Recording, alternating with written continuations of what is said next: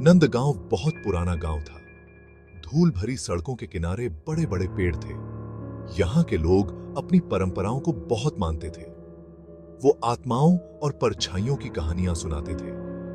हर पूर्णिमा को पुराने पीपल के पेड़ पर चढ़ावा चढ़ाया जाता था। किसी की हिम्मत नहीं होती थी कि पुराने रीति रिवाजों का अनादर करे। गांव के सबसे बुजुर्ग श्याम हर कहानी जानते थे। वो श्रापों और भटकती आत्माओं की कहानियां सुनाते थे। उनकी कहानियां सुनकर बच्चों की रूह कांप जाती थी, लेकिन पहाड़ी पर बने उस वीरान हवेली की कहानी सबसे ज्यादा डरावनी थी।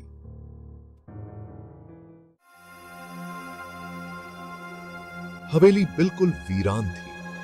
उसकी दीवारें कभी बहुत शानदार रही होंगी, पर अब टूट रही थी। आंगन में बेलें फैली हुई थीं, जो भूले हुए राज छुपा रही थीं। लोग कहते थे कि उन्होंने खिड़कियों में रोशनी देखी है। वो कहते थे कि अंदर से फुसफुसाहट की आवाजें आती हैं, लेकिन किसी की हिम्मत नहीं थी कि हवेली के पास भी जाए। कहानी के अनुसार एक अमीर परिवार वहां रहता था। एक रात एक बहुत बड़ा हादसा हुआ। मालिक की खूबसूरत बीवी मृत पाई गई। लोग कहते थे कि उनके साथ विश्वासघात हुआ था और उनका दिल टूट गया था। वो कहते थे कि उनकी आत्मा ने कभी हवेली नहीं छोड़ी। वो हमेशा के लिए हवेली में भटकने को मजबूर हो गई। गांव के सभी लड़कों में विजय सबसे बहादुर था। वो भूतों की कहानियों पर हंसता था। वो अपनी हिम्मत दिखाना चाहता था। एक दिन दोपहर की गर्मी में विजय और उसके दोस्त गांव के कुएं पर इकट्ठा हुए।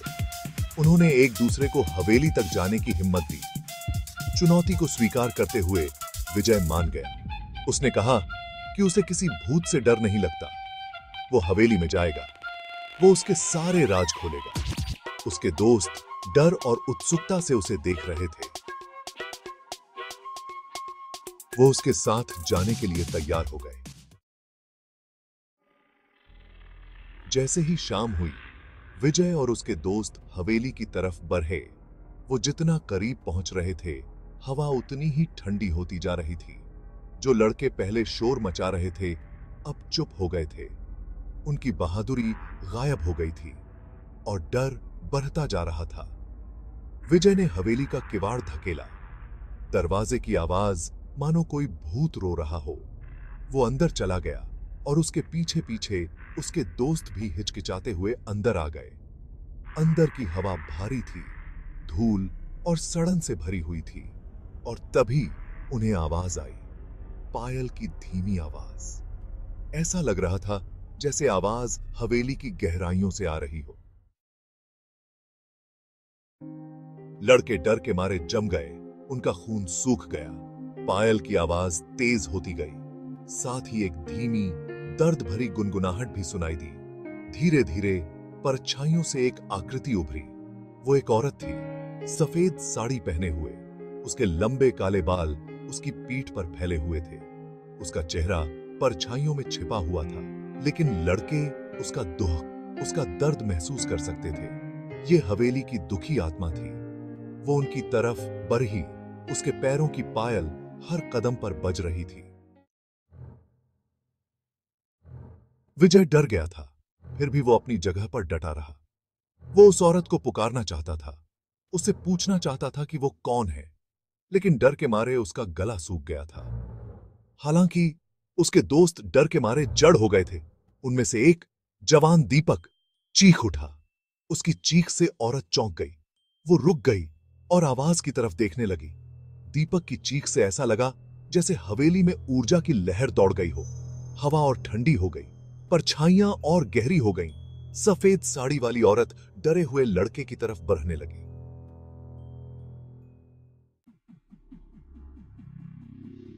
विजय जानता था कि उन्हें वहां से भागना होगा। उसने दीपक का हाथ पकड़ा और उसे खींचते हुए दरवाजे की तरफ ले गया। बाकी लड़के भी अपने डर से बाहर निकले और उनके पीछे पीछे दौड़ पड़े। वो हवेली में भागे। उनके पीछे पीछे औरत की पायल की गूंज सुनाई दे रही थी। वो तब तक नहीं रुके जब तक वो हवेली से बहुत दूर अपने गांव की सुरक्षित जगह पर नहीं पहुंच गए।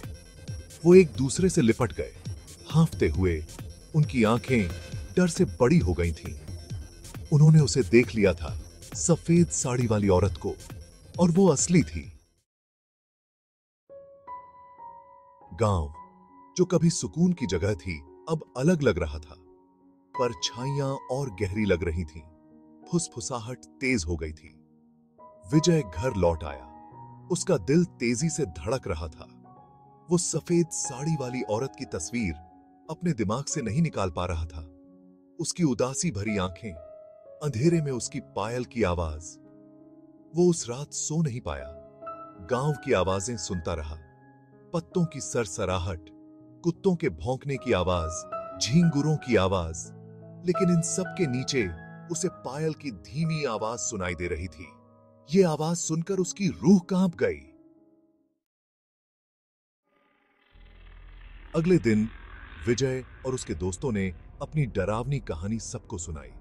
गांव वाले डरे हुए चेहरे के साथ उनकी बात सुन रहे थे। वो हमेशा से जानते थे कि हवेली में भूत रहता है, लेकिन विजय के अनुभव ने उनके सबसे बड़े डर को सच कर दिया था। सफेद साड़ी वाली औरत असली थी, और वो अब भी किसी को ढूंढ रही थी। उस दिन से गांव वाले हवेली से और भी दूर रहने लगे। वो विजय के अनुभव के बारे में फुसफुसाते थे।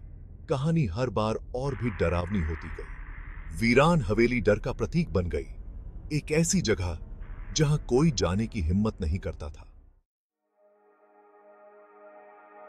विजय, जो कभी निडर नेता था, हमेशा के लिए बदल गया था।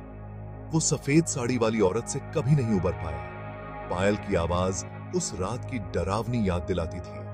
वो दिल ही दिल में जानता था कि हवेली में और भी राज छुपे हैं, लेकिन वो यह भी जानता था कि वो उन्हें कभी नहीं खोलेगा। उस अनुभव ने उसे हिलाकर रख दिया था। उसने डर का सामना किया था, और इसने उसकी आत्मा पर एक गहरा निशान छोड़ दिया था। वीरान हवेली वैसे ही बनी रही, डर की ताकत और परछाइयों में छिपे रहस्यों का एक खामोश गवाह।